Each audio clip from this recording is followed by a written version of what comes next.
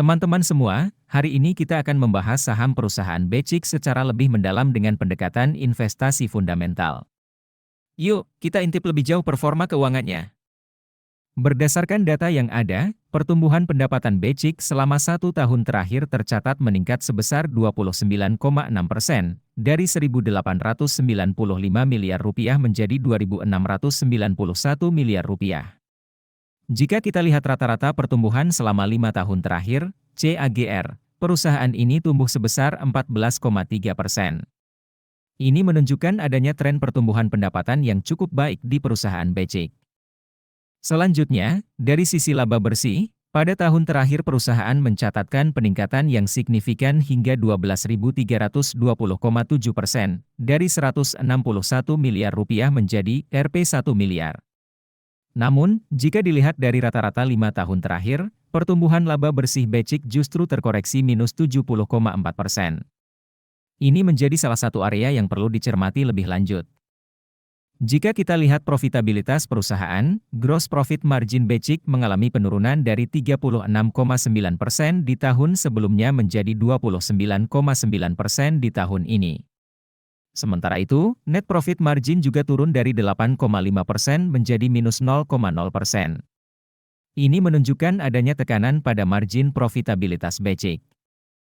Dari sisi pengembalian aset, ROA, dan pengembalian ekuitas, ROE, BCIC juga mencatatkan penurunan.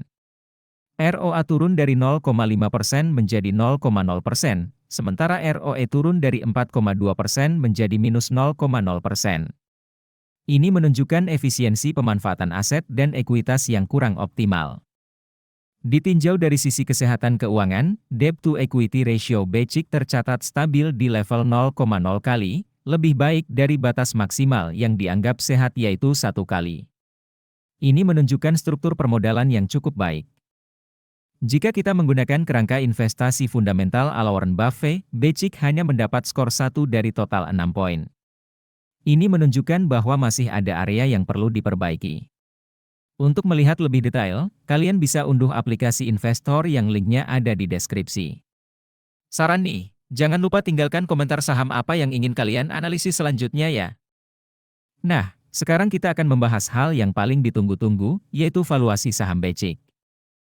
Valuasi adalah proses menentukan nilai wajar suatu perusahaan berdasarkan berbagai faktor, seperti aset, liabilitas, pendapatan, dan prospek masa depan.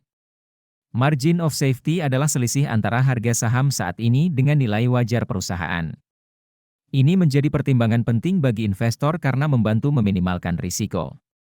Berdasarkan analisis valuasi menggunakan PB Band, nilai wajar, fair value, BCIC adalah Rp1.248.418, sementara harga saham saat ini adalah Rp92.